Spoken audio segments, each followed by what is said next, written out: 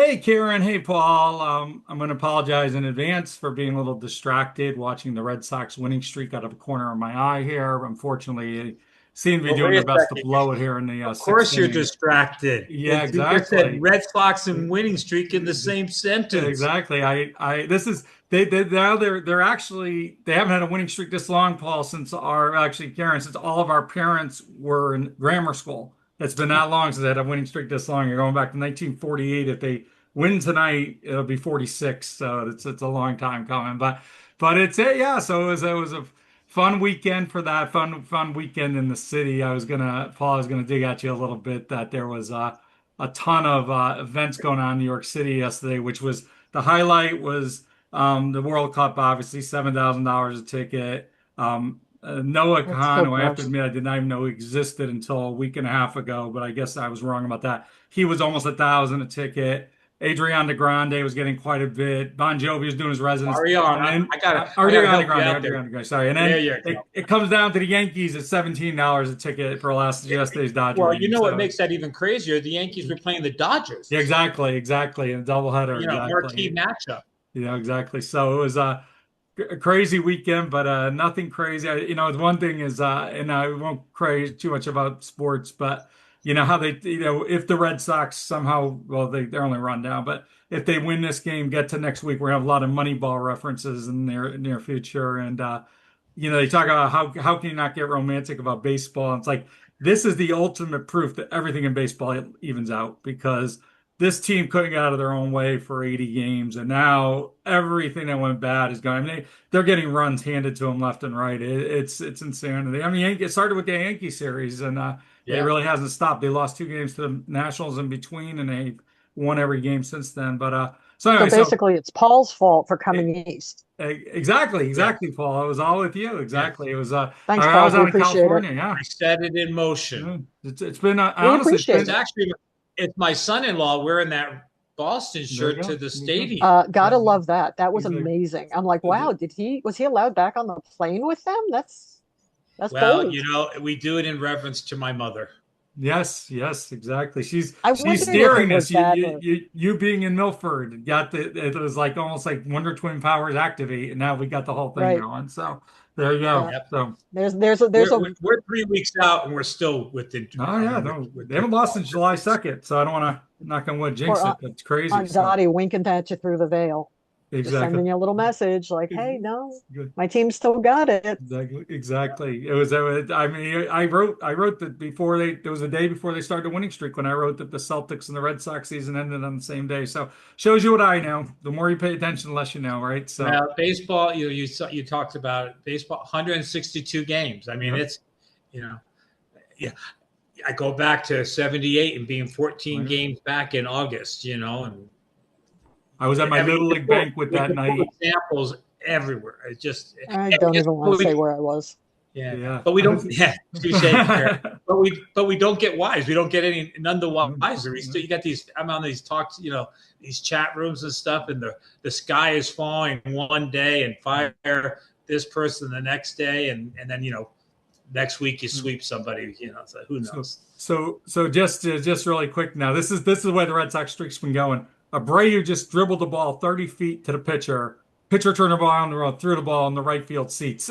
so he's on second base with nobody out. It's like it's insanity. So anyway, but I'll get off that kick. But I do think that the most interesting sports event of the weekend was Donald Trump at the World Cup. And after his grandiose performance on Thursday night. So I don't know if you guys caught any of that, but I caught it this morning. I didn't watch the after thing last night, but man, it just building on what we said last week, just the embarrassment just doesn't stop.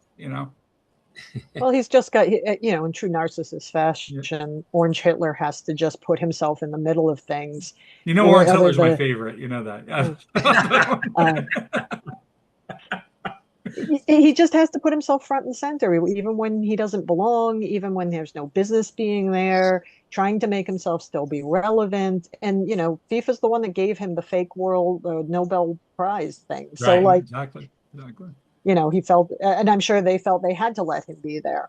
Yeah. Yeah. But his whatever internal dialogue that makes him have to be there, even when he's completely irrelevant. Does he have guys? Does he have handlers? Does he listen to anybody? I mean, what's you can't help but wonder what the inner circle is. I mean, because he goes off script. Oh, I don't even know if he ever has a script. Yeah. And because he is so full of himself, most folks have handlers. Most folks kind of help you navigate it. But I mean, I obviously I don't know, but my guess would be is that yeah, there are handlers, and if you catch him in the right mood or moment, they can handle him. But my other guess is it's probably like trying to wrestle rabid weasels. Like there's no sense to it. There's no logic. We've all kind of come to the agreement that he's got some level of dementia or Alzheimer's. And so, having lived through that with my father, like it just depends on what mood and moment they're in, where they're at, and how complicit and compliant they're going to be, or if they're going to be in a different headspace where they're just going to fight you on everything. I also think, and again, it's, almost like he's popular, so it's easy to pick him out. But you get a sense that the handler he's listening to most is Stephen Miller. And I think Stephen Miller's got no sense of what. And the scariest part about it is they don't seem to care, and which kind of makes you even more worried that what are they planning to do in 100 days, when the midterms, what I mean? Because they don't seem to care about how bad everything looks, and that almost scares you more. I know Sam Stein had the article this morning. It seems like he's been arguing about an MSNBC all day about has he lost his persuasion, and the question is, does he care? That's I think the follow up. Well, it wasn't that the concern. I mean, two statements. One, you go all the way back to the 2016 campaign, and he said, "I can walk down Fifth Avenue and shoot someone, and my people." And I'll be darned, he's 100% accurate. And then again, what was the concern of about a second term with Trump? Complete unhinged, no rails at all. The first term, he tried to surround himself with people that knew the norms, that were trying, and then fired them one by one. Well, there's nobody right now in that administration that are it's just loyalists now. And this was I probably brought it up on this before, but that's when we were knocking on doors in Pennsylvania, and so many people, usually with people who were upset with Biden about his Gaza policy, but so many people were like, well, it wasn't that bad last time. And it was like, he's telling us he doesn't care this time. And I think the first time he really didn't know what he was doing. So he brought those people, not that he knows what he's doing now, but he thinks he knows what he's doing now. I think the last time he recognized it, and it's, but yeah, it's just, I mean, you use the term, there's no bottom, but there's you can't imagine anything you can imagine, it might be the next thing they do, Well, I'm not even sure it's that he knows he doesn't know what he's doing, or he thinks he does. I think he just is doing whatever unchecked. And that's the problem, right? Is that nobody's checking this guy for anything, whether it's the loyalists, whether it's the Republican Party, whether it's the voters. People, the only ones checking him are the judges. Sometimes. I am waiting for a Weekend at Bernie's scenario with Mitch. Yeah. Exactly. Well, and it's interesting now with the war escalating again. And so just kidding. We have a Senator Curtis here, and he's saying, well, it's over 90 days. You can't say it's paused and was done, and now this is a new 90 days. But the folks that I watch and listen to, they said, yeah, he's saying they should check it. Maybe it should be discussion. Maybe it needs to be the War Power Acts, and that it has to be approved now. But will he ever really have the gumption to follow through on what he's saying out loud? And obviously, probably not. Not that there's a lot of teeth in that. In the War Power Acts, you pass it, and they still keep doing what they're doing. Yeah, it's funny when I was at West Point, Gerald Ford, because it was passing to Gerald Ford, and he came up. He came to West Point, and this is 1985, maybe 86. And he came to talk to us about. How old were you, Karin? Was it? 85. I was 11. That would get in double digits. Yeah. So he came out to talk to us about it, and and again, the whole point of it was to stop exactly what's happening. But it was also to give when people were the first 90 days that people were saying this is unconstitutional. Well, that was wrong because It it was does give wrong. the president Exactly. within 90 days. And Yep. there's some loose language, almost like the norms kind of thing that he's supposed to disclose with Congress, but he was in his rights. The whole idea being he has to have the ability to conduct foreign policy. If you look at Yeah. the art of war, surprise is one of the major battle tactics. So you don't want to telegraph everything, but we are now way beyond that. And the truth is, if and again, I think the Democrats really need to be pushing this either through a discharge petition, et cetera, because this is something the Republicans have a lot of trouble voting against, and I think they voted in the Senate against it. One of the chambers voted for the war to stop it. And they really got to push this issue because if he continues to bull run the war, they're going to have to live with that at election day, Yeah, and they and got to force then him to not to do it. mention the dollars, the dollar sign that's attached to Yeah. said war, and you're conservative, right? You Yep. don't want to spend, Sure. and traditionally, Talking about whether $350 billion they're pick looking for at the any moment. Republican you want, we're conservative about costs until it becomes a war, and then Yeah. that's not Exactly. necessarily as important. Well, and No, and then exactly. what about the cost of human life, right? Oh, There yeah. Yeah. are military personnel dying, Well, and Trump will think two people is immaterial, although two Trumps have never served a day in uniform. You So, guys, this is really because I have the grandbabies, but are you familiar with Miss Rachel? oh yeah, yeah, sort of yes. Boy, in her movement right now, and she is just focusing on solely any children. yeah. And the cost you mentioned, our military, obviously any troop that's lost is significant, but whether it's the war in Iran, whether it's Gaza, all these type of things, she's saying all these children that are Hmm. the loss of life and children, she just says every child deserves to to be fed, to be safe, and the cost within the Gaza, you just can't even put a number on how many children have been killed, and then Hmm. in Iran, so we have the military costs, but the cost of our children. And she's an interesting lady. She's not shy. And then you look at the vote And this the right week in the wingers do not House. like her. They're all What's over that? her. Yeah, the right winger. I know some right wingers, so I have to not mention, but they are all over her. They just Well, yeah, she's a and threat to them. and she flew under the radar for how many Yeah, years? No one yeah. knew anything about her politically, and she just Well, took took a step during forward. COVID, they were starting wars with Elmo, Yeah, so yeah, exactly. this is anything that's educational or caring about people everywhere, not just people who look like us or sound like us or believe like us. They're worthy of being attacked, because it's some myth that the only people that have value are the people that fit this model. Um, Well, so I yeah, think they're it's going to. beyond that. I think it's I think if they have to sacrifice, other, it's not even white, it's American white, at this point, you know what I mean? And it's just disgusting how the devaluation of human life that we have among this group who doesn't care about anybody, what, like I said, people look like themselves. Yeah. Um, and so, again, I think rewinding the week a little bit, we go back to Thursday night's escapades with the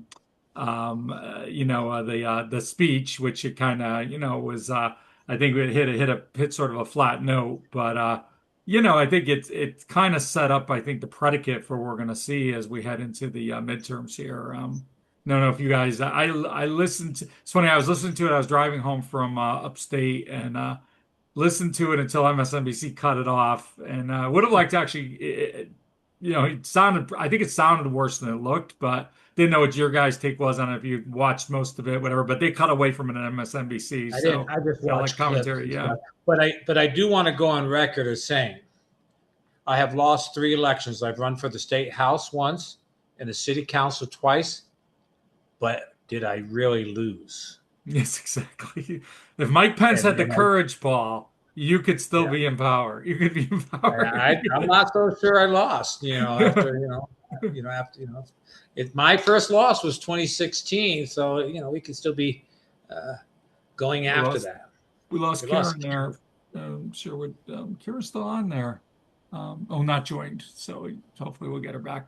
But no, I think what was it? I think one of the points you brought up today was really interesting, Paul, about conceding is not easy. Even if you're, again, I know one of your elections I think was a reasonably close one wasn't, but it's just not it's not an easy thing to do. None of us want to ever lose. It's something we committed ourselves to. I think it was an interesting conversation. Yeah, I mean it's not fun, and in some ways it's a little humiliating. It's a little bit embarrassing to lose, and I thought I had a lot to bring to the table, and it was hard, but you pivot and you go back to Al Gore, and there's the ultimate, page. You hit again. We talked about this one a couple episodes ago, right? Mm-hmm. What has patriotism become, and what does it look like? And when Al Gore conceded and said the courts have spoken, and that's it. And it's like the polar opposite of 2020. Mm-hmm. And Al Gore valued the country more than his. And I can tell you, and people at that level, when they've have political careers and they're competing at that highest level, those are no shrinking violets. Yeah, those are successful people that losing and coming in second is contrary to their nature. And I was a Republican at the time, and I was at that point, I'd say where I was in my transition was really didn't like Fox News, really felt like, hey, if our ideas are good enough, what do we have to lie about things for? But definitely wanted Bush to win. Although I gotta say I did not love the idea of Bush running so soon after his father. I think that was a great look in general. But I think the thing about it was I think it was baked into our consciousness at that point that nothing like that would ever happen.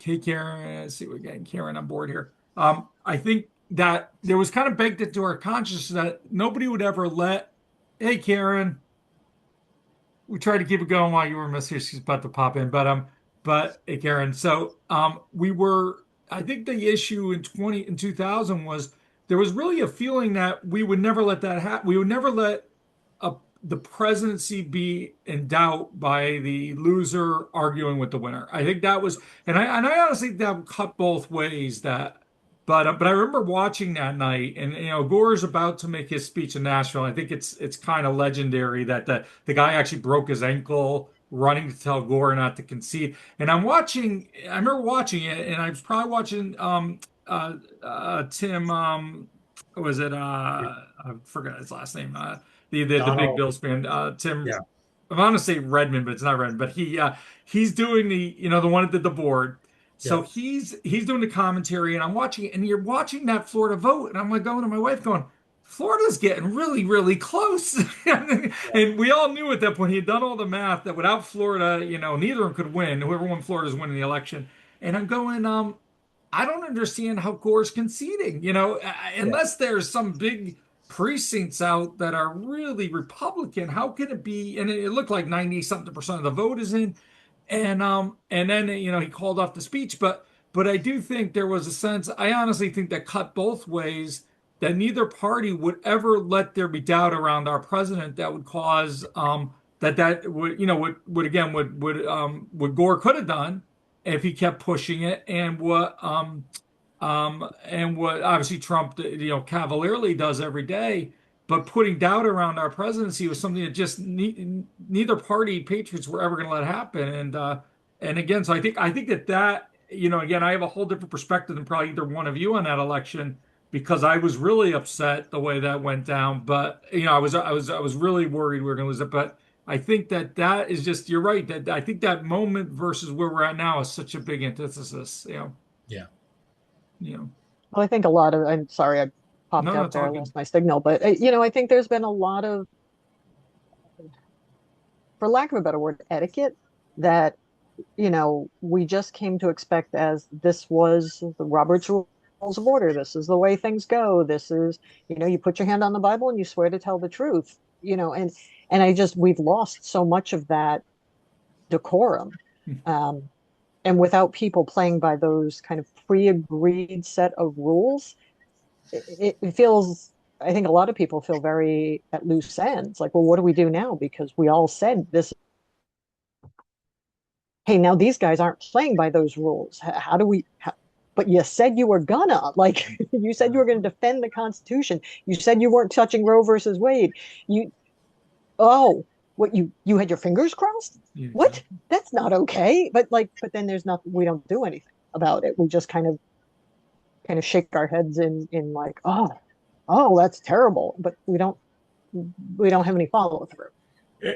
And Karin, you mentioned this a couple episodes ago. We always reference Michelle Obama. When they go low, we go high, and ethically and morally is correct. But what does that look like? Because does that allow yourself to just get punched in the nose continually and Right. be taken advantage of it? What does going high mean? To me, it doesn't mean being taken advantage of and being Right. we, like you just referred to, we had 3 Supreme Court justices in their confirmation say that Roe versus Wade was settled law. Mm-hmm. And then it's less than a year later, it's not Yeah. so settled. Oops. Nope. Yeah. Just kidding. Yeah. And so I think, and I heard that the DNC is going to be getting together and kind of mapping out between now and 28. But, what does that look like? If you're trying to take a moral high ground, trying to do what's right, do what's best for our communities, you got to learn to, give some punches to get there, because we're getting played like, nobody's full. And, Mm-hmm. and so it kind of creates, kind of a moral conundrum. How do we process and how do we move along? Because the norms don't exist anymore. Like you just said, Karin.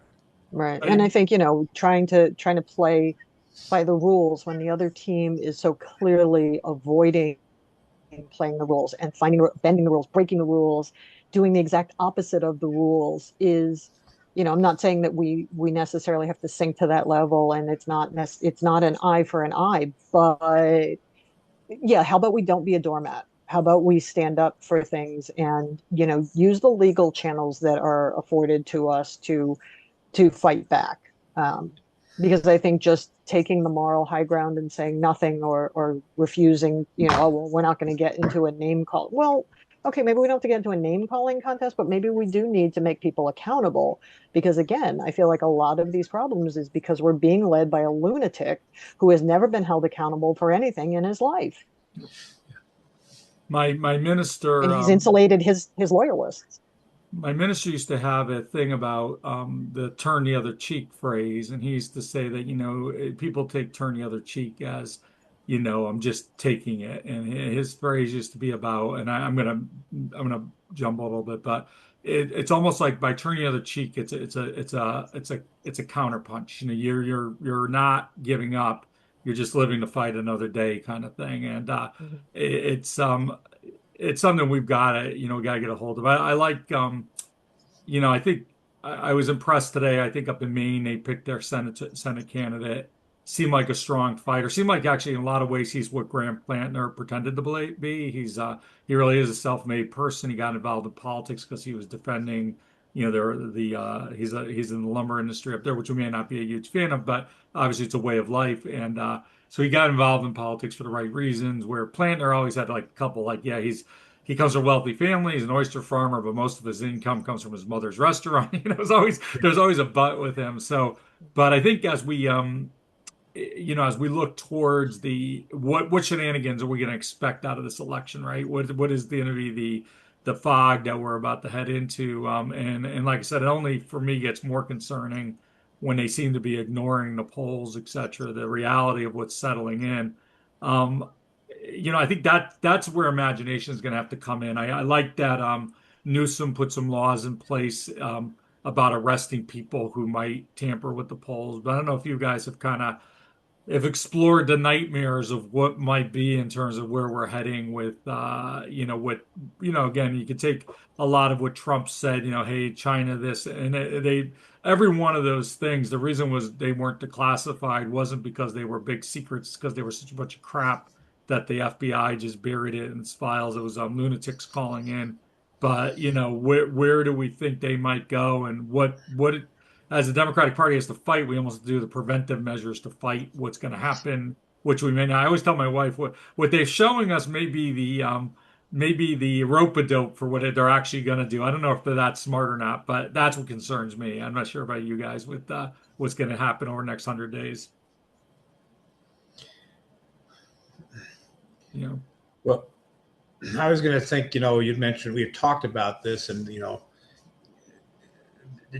Democrats will, they are really like having your drunk uncle at Thanksgiving dinner. We pick on the infighting in the Democratic Party is notorious, historic, and how they, and so the right, again, I mentioned this in a couple episodes, are really pivoting on the narrative right now with the, trying to divide the party up with the Democratic Socialists and the traditional Democrats, and so we only have a short time to kind of fight amongst ourselves, and then we've got to move on. So it'll be interesting to see how we just come together. But and I think Newcomb is just kind of awesome with some of the way he mocks Trump and his social, whatever kids, and it's got to be some young kids that he's got hired to do his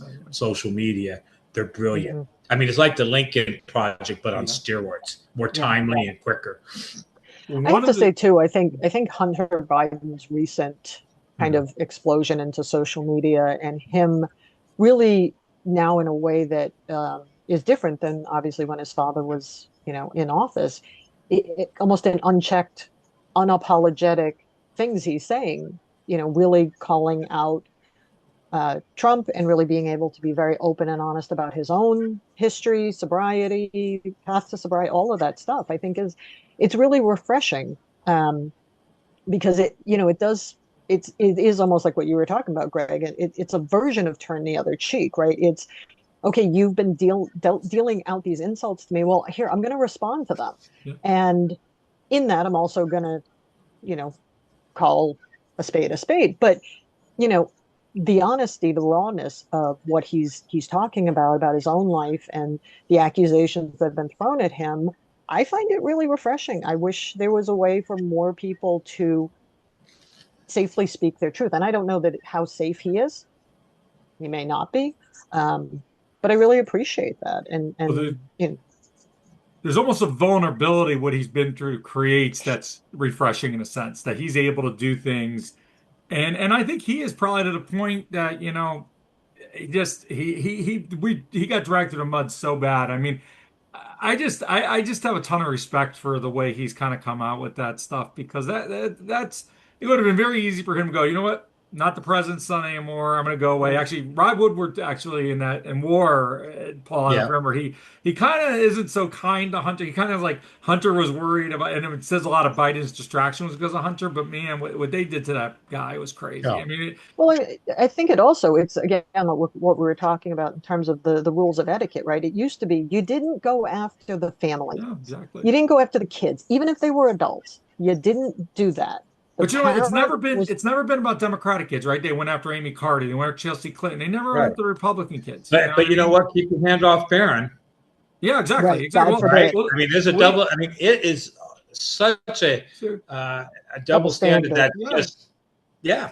And I love and people do. Again, it goes back to what you said, Karin. It's like we're trying to play by the rules and getting stomped on at the same time because they do that. But you guys are right. Well, even Ronald Reagan Jr., I love him, but could you imagine if they exploited, his homosexuality while he was the president's son? Because I'm sure he wasn't a kid then, and it's just. It's amazing how even Betty Ford got treated fairly with kid gloves, and they weren't calling her what they called Michelle Obama. That's for sure, right? It would never heard a first lady be disrespected like that. One of the things I've been meaning to bring up for a while now, and Paul, I think this ties a lot into your argument, because I always called them wedge issues. The Republicans are really good at creating these wedge issues which divide Democrats, because I think. In the next 3 weeks, we got a really important primary coming up here in Connecticut.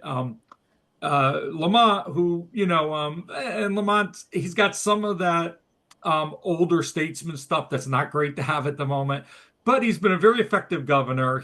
Right. He's obviously he's a wealthy businessman, but he's I think put some very strong left-wing policies in a state that frankly, even though it's a blue state, a lot of the power comes from the red. The Fairfield County is a swingy county, and almost all the power comes from Fairfield County here where we live.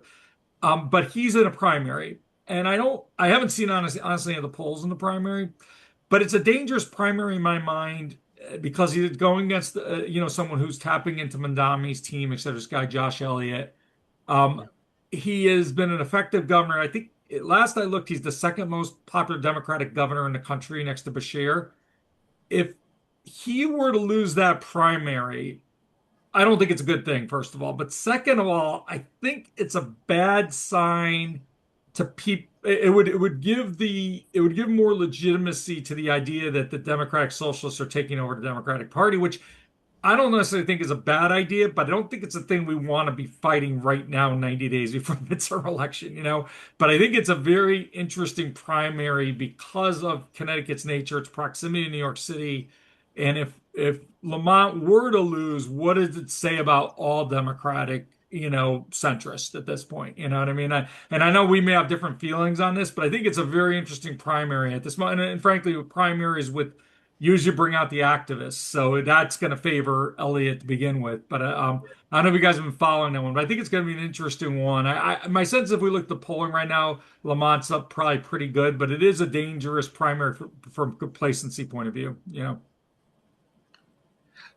I find it intriguing because now this is a really bad comparison. So cut me off if I need to be cut off. That's okay. So, but in the sense of, I mean, what has Trump done to the GOP? It's not the same GOP from 12 years ago. No. Right? Mm-hmm. And there's energy and there's this, and so to push back a little bit, is that what the the Democratic Socialists could bring that type of enthusiasm, that type of movement, that type of power that, I mean, who thought in 2015 that Trump was going to come out and win the primary and be the, when he was standing up there with the, and so again, not policy wise or ethic wise, but movement and energy wise, is it a pushing back? Is that actually what the Democratic Party needs to kind of recreate itself and get that energy that I'll be damned. I don't know. We don't know what the GOP really stands for anymore. But one thing we know is there's this energy from this one base that's really defined, kind of peculiar. But is that what the Democratic Party needs? I'll let Karin I think go you make ahead an and interesting. You make an interesting point, Paul, because I think a lot of things I heard in 2015 when Trump got the nomination, it was like, well, he's different, right? He's a businessman. He's going to bring a different mentality to an old school network of politics, and it hasn't been working right. So this is going to be a thing that changes it. Not that he had any history or leg to stand on, in politics at all. But that was where I think a lot of voters came from and like, oh, something new. And I'm wondering if the Democratic Socialists might generate that energy because, well, shit, it's something new. And what's been happening hasn't been working, right? Whether it's we're not having universal health care and everything's costing more, or it's just women's rights. Right. Yeah. All of that. Yeah. Right. LGBTQ rights, all of these things, like it's not just not working right. It's now actively trampling on regular people. So I don't know. So here's my concern for the moment in time point of view is we'll win the House despite all of the stuff. They brought up a good point today on MSNBC. The danger with the House is we should win it by 20 to 30 seats. We don't want it by 50 to 60 if it wasn't for all the gerrymandering. But I think the danger with the House is if it is 10 to 15, that's where Trump starts to put his thumb on the scale, especially if we're waiting for weeks for the results to come in from California. That's going to side the House. That's when we're going to have headaches.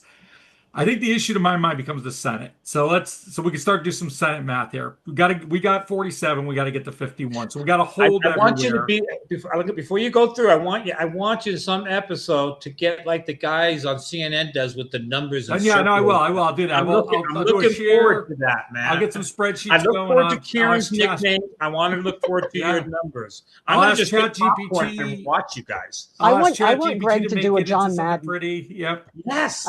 Greg needs to do the John Madden thing. Yes. Start drawing all over the screen. Yeah. Exactly. We'll do it virtually. All right, I cut you off, but go ahead. But so here's the math. This is the math we really need to focus in on now, almost weekly from now Can to we win the Senate? What's that? Can we even win the Senate? We can. No, we can. So here it is. Here's the math. We have 47 seats. We have to get to 51 because the 50-50 goes to the vice president. And Right. frankly, we really want to go to 52 because if we go to 51, we have now made John Fetterman the most powerful person in the country. And I don't think we want to do that because he goes to the Republican Party. We have given an unbelievable amount of power to John Fetterman, who's the last person next to Trump probably want to give that level of power to. When does he primary again? What's his? Well, he's 28, and he won't get the Democratic. Actually, he's more popular right now in the Republican Party in jump Pennsylvania. over to the Republican or something. He may run as a Republican. Yeah, he's more popular in the Republican Party than he is in the Democratic Party. He'll never get the nomination again. Anyways, I digress again. But he could run. But it's the cinema thing all over again. He could run as an independent and be a problem across the board. But so here we go. So we got to win 5 seats. Okay, so the first seat, that's Maine is the only available seat in a state where Harris won that there's a seat available. That's why Maine becomes crucial. So Maine is 1. The 2 and the 3 seem like they're pretty logical. Roy Cooper is going to win in North Carolina, but let's put a pin in that. North Carolina looks great for Roy Cooper. He's way ahead. He's very popular. I think Sheldon Brown's got a really good chance in Ohio in this election. I think he didn't lose by much. And again, Ohio, they've always loved Sheldon Brown. So, but put a pin in that one as well. Then it gets a little dicier. And the 3 states you're probably looking at the moment, something happened today to help potentially maybe put a 4th one in there, is Iowa is looking actually really strong right now. They've had some farmers are so angry with primaries and stuff going on. What's that? I was just saying they've had some interesting primaries. Yeah, exactly. So Iowa's looking good. Alaska, Peralta, who's the congressman there now, who took Sarah Palin's seat, she's looking reasonably good in Alaska. Terrico in Texas, again, if Paxson can win, anybody can win, apparently. And then you got in what happened in Nebraska today was interesting. The Democratic candidate actually pulled out of the race because the independent, who's conservative, but he would probably caucus with Democrats, has Osborne. He only lost by 7 points. We did the same thing 2 years ago. He could potentially win. So that gives us so if you figure we have 3 of them in good shape, and I'll go through that in a second. Then you got to win 2 of those 4. And there's other seats that could pop in the availability column. Florida, states like that. If it really is a 10 to 15 point, a lot of stuff comes into play. But here's my argument. When you're looking at states like this, you're looking at states like North Carolina, Ohio, Iowa, Alaska's a weird state, but let's put Alaska in there, Texas, and Nebraska. There's a reasonable argument they made we can win enough of these states to win it. Does the idea that they're going to come because they're going to do the pass democratic socialism, which they're communist. Is that in these states they're going to be potentially razor thin?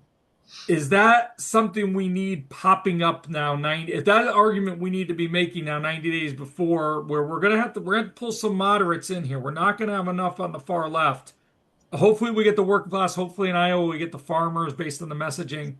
That's what I've always said. And again, I'm more of a centrist, but I've always said that the future is the left. And this is the 70% thing we talked about, the 8 policies. It worries me though in those states because this is a very bad map for Democrats. Do we lose the Senate if right now we go too far to left? That's what concerns me. I think that 2028, all bets are off. It's going to be the most fascinating primary of our lives. But 2026, it's so late now to be having this argument when we're really going to need help of red states. You know what I mean? Yeah. And so the question you already just set me up is, do we do we really double down and start embracing those 8 issues and just saying, yep. yeah, because it still comes back to the quote from President Truman about, the socialism is the, the 4-letter word, and really breaking down what this means. And farmers, let's talk about farmers. Farmers are like the most, should embrace socialist principles more than anyone. There's subsidies, everything. And so, I think I hear exactly what you say, because can you educate folks and get them to where they are? Because farmers should be voting Democrat all the way. No, definitely. Because of the subsidies and the support they get from the government. It's again, continues to be one of the great ironies of trying to bring these, folks up, educate folks up, because the support that these folks that vote against these, whether it's, folks in Kentucky that, get Medicaid, Medicaid and food stamp stuff, and they vote against their interests all the time. And so is there a way, and what I'm hearing you say, and correct me if I'm mistaken, there's not enough time to do this right now. Well, do we run a gamble that we're going to be fighting? I mean, they've got X hundreds of millions of dollars, and they're going to try to paint it as communism. And are we going to put ourselves in a position in these red states that we can't get the voters across the aisle that we need? That we're going to need, again, in some states, the Hail Mary is worthwhile, but there are enough of those in play red states. And that's what scares me a little bit as we head into this. I think we're going to have a very robust conversation with this starting probably November 4th, because I do think we're going to have the AOCs of the world or whatever in this primary. And we're going to have a very robust conversation about the future of the Democratic Party. I don't think we could have it between now and November 3rd is my concern. You know what I mean? And that's what worries me. And I do think this Lamont primary, as small as it seems, is going to be a bellwether, because it's going to say, it's not just New York City anymore. It's a fairly moderate, weird. Connecticut's are weird Democrats. You know what I mean? He's got to stop being so successful. What do you do this last couple of days? Take an empty area, a building, and turn it into homeless housing. No, he's just got to stop being so logical and successful in what he continues to do, because it's playing out awfully well. Well, I think what would be interesting, you think about the math here. If McConnell's seat, either through a special election or through the election, is available, does Andy Bashir have to run for it? You know what I mean? Because I think he'd win, and that could be the seat. If that becomes available over the next X number of weeks. Again, if we get a weekend at Bernie's thing, like Karin said. So Karin, I don't know. I know we've been following up the conversation here. What do you think about all this stuff? Doesn't McConnell have a sister we can just nominate? Exactly. That's the way you do it in the Republican Party. Exactly. Right. That's just, you're completely unqualified, but somehow you're related. Yeah. Exactly. That's because if my surgeon dies, I want his sister to do the surgery on me. That's the way I want to go. Yeah. Right. Right. Yeah. No, I don't know. I mean, I think take 5 weeks or so. Don't worry about it. Yeah. I mean, I think you bring up a good point. Like, do we have enough time to educate? Because, the battle cry of, well, all these things are communism, all these things are socialism. And I read something recently that said, if you actually explain to people what socialism actually is, it is everything that people talk about wanting. It's what every other industrialized country in the world has. All of our allies. It would be the best of all worlds for this country. People can get rich all they want, but it just puts a safety net in for the people that aren't, Right. And, and then I think my eyes were really open traveling to Denmark this year and just seeing, and hearing the stories from my sister and her family, people who've had medical issues. Yeah. Right. There's an ease in Denmark. That's what I thought. People were just carefree because they weren't worried that tomorrow something could happen and screw my entire life up. You know what I mean? Right. I mean, and just the idea that there's weights and there's, nothing happens immediately. Yeah. There's hoops to jump through, but it didn't sound like from the stories they were telling, there was never a doubt that they were going to be homeless because someone in the family experienced a catastrophic medical emergency. Yeah. Right. And so either because of bills for healthcare or, their source of employment, their income, they were never going to be out on the street. So I don't know. I don't know if it's, I think it depends on who's out there doing the educating. I think again, people that are the folks that are running need to, again, not fight fire with fire, but fight disinformation with information, Well, right? I And really be saying, well, it's not communism. This is what it is. And you can call it whatever you want. You can call it a, pig and a poke, but like it's universal health care. It's, I think women's rights as the I same think as men. I think Sherrod Brown would jump on it in a hurry, and I think Tallarico, frankly, would as well. I think he's Yeah, no, fighting that fight in Texas from the well, left. he is, but he is fighting it that way. Actually, Yeah, he's pretty straightforward on yeah, what the policies and what they are, and then tying into which the conversation I don't want to take over, but true Christianity as yeah. opposed to nationalism. Exactly, and we talked, and I think we should talk a little bit about that where that kind of comes down. Just so Red Sox just took a 6-5 lead in the eighth. Durbin's at home, but it's Don't include me in this. I'm not good exactly. luck. But I do think people like Roy Cooper, Osborne, Mary Colorado, I'm not sure about. I think they would run away from it. You know what I'm saying? I think Cooper And I think especially. that's a mistake, But I right? think I think like Cooper's brand is so baked in now. I don't know if he could run towards it. You know what I'm saying? I mean, Lamont's done a really nice job. Frankly, it's sad that because he was. I mean, Lamont was definitely a centrist. 48 years ago. He's really kind of turning his corner, and again, part of it is politics towards becoming one of the bluer governors in the country. But it is hard thing for Roy Cooper now, who North Carolinians know it's hard for him to turn a corner. Now, he's up by a ton. I mean, he's got this one, but I'm just worried that some of these candidates now are going to. I mean, I always bring up when I was in Michigan during the 2020 election, the person who if you guys had a guess, who do you think we saw the most on TV during the presidential election? Michigan was obviously a huge state in that election. Who do you think was the person that was on the TV the most? AOC. AOC. Well, They were really, just trying to Really? scare trying people. to Now Biden demonize won. her. Biden won, Okay. so it didn't work. Yeah. But that's where they're gonna go. They like Nancy Pelosi was too conservative for it. They had to go to AOC, and that's where they're gonna go with it. They're gonna try to take these people in the heartland and say these northeastern liberals are coming for your capitalism.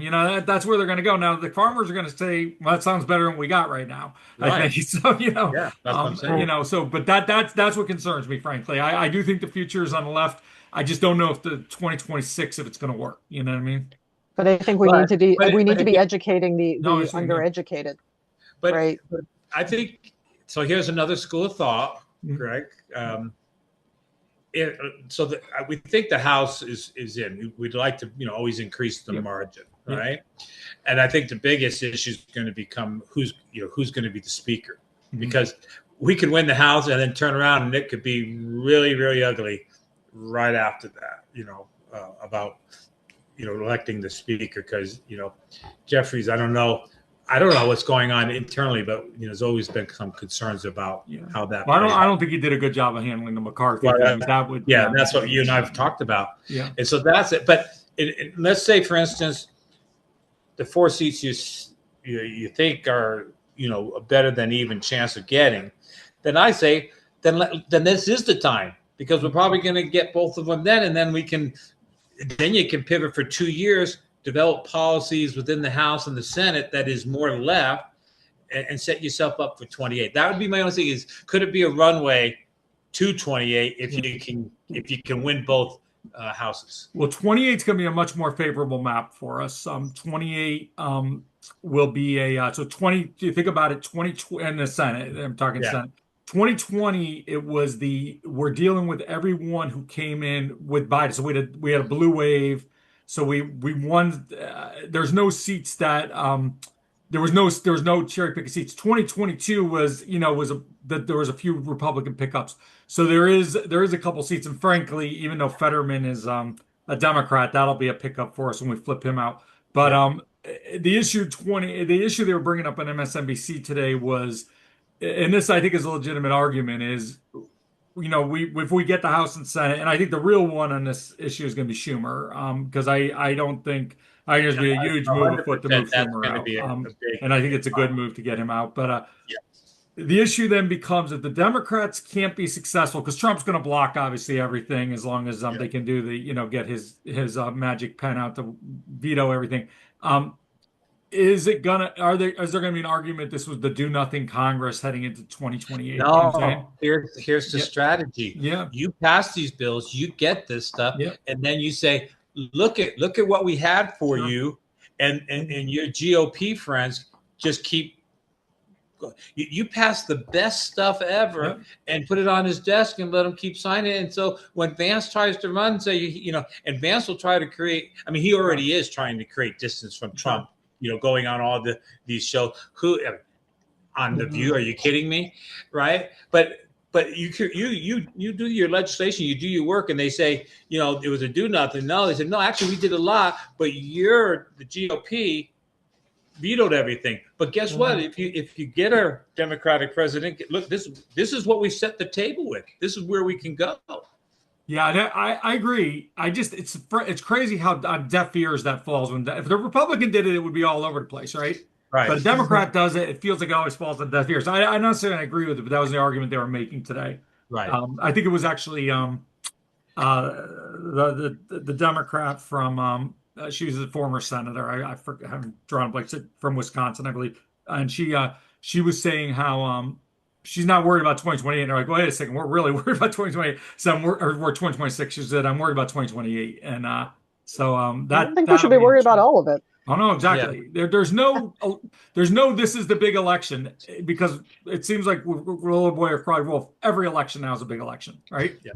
You know, because that I think got us in trouble with some of the far left when we said, "Hey, we just need you on board for this one," and they're like, "Every election you have on board for this one." Well, that's what I'm saying, Greg. That's my pushback is we keep kicking the can down the road. Yeah, exactly. Yeah. Yeah. Well, I think the stakes just, they're high and they keep being higher, right? You've got a loaded Supreme Court.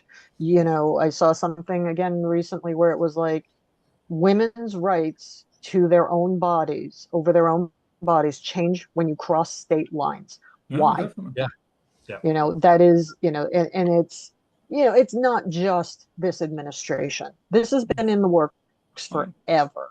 Right. And I just read for my book club, I just read a book that was set in the time right after The Feminine Mystique came out, and kind of, a historical fiction kind of thing of women kind of reading this book and being like, well, wait a minute, what the heck is, and you just think about the amount that that's people, somebody's at my door. Sorry, guys.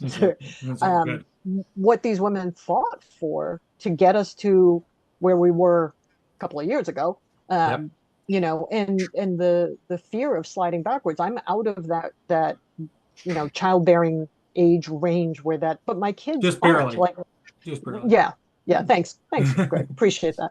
I was thinking it, but Greg beat me to the point. Yeah, but my kids aren't, right. Not that I'm going to be grandmother, but this is something that they're going to need to be concerned about with their future wives, right, and daughters and granddaughters and whatever. And so I don't know. I just think that you're right. The stakes are really, really high, and I think we need to just be worried about all of it. And I think we really do need to keep educating and pounding away at that, because I think the biggest problem right now among the common citizen is being undereducated about what's actually happening, how the rights are being stripped away. I mean, the financial reality for the farmers, for us at the pump, at the grocery store, all of these things.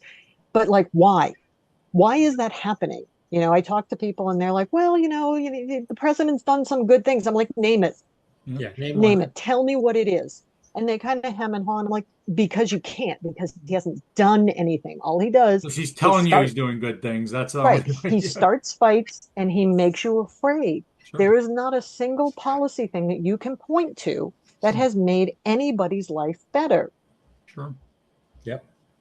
Do you, Paul? So that becomes the, if not now, when, Greg? Because I hear you. I feel that I feel like we have sacrificed to the middle for decades now. I won't exaggerate too much, and so it's interesting that it came up, and No, And then it's a gets back healthy to what I said argument at for us the to have, beginning. but I think we need to have it sooner rather than later as a party, because it's time to What's the waste messaging? So it gets back to what I said at the very beginning.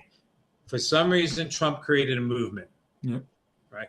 So right now, if we look at the New York and things and what's been going on, that's the closest thing that we've had to a movement I get since President Obama. You're right. No, you're definitely Right. right. There's a difference And between a movement and a he keeps candidate. kicking it There's a out. big Like I said, difference. he's creating shelters and stuff. And Yeah. you know what's impressive about this, and this speaks to what both of you have said to me time and time again. So common sense. Yeah. So logical. Mm-hmm. Like, how many of us have driven by an empty warehouse or something and said, why can't that become, a place for folks? I'll be darned, he just did it within, and the timeliness and the turnaround and how quickly he's producing is unlike anything I've ever seen politically within government ever in my whole lifetime. I've never seen a political or government official, actually get things done in such a quick and timely manner. Man, now it's different type of politics, but he is an executive, officer. But you know what it's too? It's the little. What I love about him is the little things. The big policy things are big, but he had like and it was a little bit tied in the World Cup, but he had like the lights on all night at the soccer fields all across the Yes, city. I saw And there were that. I so many read. people who work second shift, and we see we have a soccer field right around the corner from us here in Stanford, and I run a lot of times 11, 12 o'clock at night, and all the lights are on, and it's amazing. I mean, hundreds of people out there playing soccer in the middle of the night. And it just that's a great way for these communities to come together. Obviously, this summer. And guess what that does? Yeah. Guess what's happened to their crime? Yeah, exactly. It's so let me tell you. But Orange Hitler wants to take credit for it. So let me tell you a story, an ecclesiastic story, but it bears the same thing. So when I was an ecclesiastic leader, there was this big ball field, right? And they locked it up all the time, and you only could use it if you were an officially sanctioned activity with the youth group or whatever the case may be. And I said, well, why do we lock it up? And they said, well, it gets vandalized. And I said, the best way for it not to be vandalized is for people use it. And I said, unlock it. And it was used all the time. And, and we had a little trouble with people leaving trash behind. I said, we'll assign someone to go pick up the trash. But it was always being used. And the minute I left that assignment, they locked it up in 2 seconds. But I loved seeing it being used. And it's the same thing, criminals don't like lights on in the middle of the night with crowds that are doing, that are behaving. Plus it's not, and part of it is it gives kids something to do, and part of it is just it brings joy into people's lives too. I mean, there's a whole, I think, bundle it's interesting. It does, In that same circumstance, I did because our Hispanic community is going. Guess what I did? I went out and bought 2 soccer goals. Yeah, that field was used all the time, and so I didn't understand it. So I think you're right. The little things that it's so common sense, but it goes back to what Karin said at the beginning. What's best for people? What's good for our neighbors, and and those type of things. And this is it becomes a no-brainer at that point. Greg, I just want to go back to we are up against the witching hour. It's funny. I'm watching the Red Sox game, and Chapman has went up to go, but my watch tells me they have now won 14 in a row. So Red Sox are Karin, what were you about to say? They're now in the 1946 territory. Soon, our parents will not have seen the Red Sox win this many games in a row. So why do you say this with me here? You're killing me. What I was going to say is, Greg, you're talking about going out for a run 11 or 12 at night. I won't go out within half an hour of sundown. No, I hear you. It's funny. I think it was one of your brothers, Paul. I think I was talking about this when we were talking about gun control, and I was saying how I forgot who it was, and I was saying, well, if somebody wants to come up with a gun to me, I'm going to shove it down their throat. And he said, yeah, well, that's easy for you to say. It's like, and again, it was easier for me to say 10 years ago than it is now. I'm a little more feeble than I was, but but it's it's kind of like one of those things. It definitely causes. This is a women's issue. I'm sorry to interrupt you, Karin. I think it's priority. No, it's all right. And it just so I mean, again, having the lights on, having well lit streets and bike paths and tracks and things like that Yeah. would make it feel safer. Would it still be safer for a woman to go out and run No. at 11, 12 at night? I don't know. I don't know If whether it it was would. a group of women running together. Yeah. Right. And Yeah. I mean, again, That's so where it like, becomes, it's the masses that make it, right. So I that mean, adds. workout buddies, But you're right. inspiration, but It's not fear that something I don't have to even think about, and Right. you've got to kind of That's map your true. whole day around. Yeah. It's an unfairness we have, in general, just definitely. But guys, I love this conversation tonight. I think this is the kind of thing, I think, as we get closer to the election. I think Paul, I did want to talk a little bit, but I know you sunk a little bit on that Roman stuff with what is the true what is our sort of doctrine tell us about where we're supposed to go with this? But we have time. We'll discuss Plenty that. of But I think time. we had an exciting, probably a very two exciting 15 weeks coming up. But thank you guys, and we'll talk soon. Appreciate it. sounds Bye, good. guys. Sure. Bye.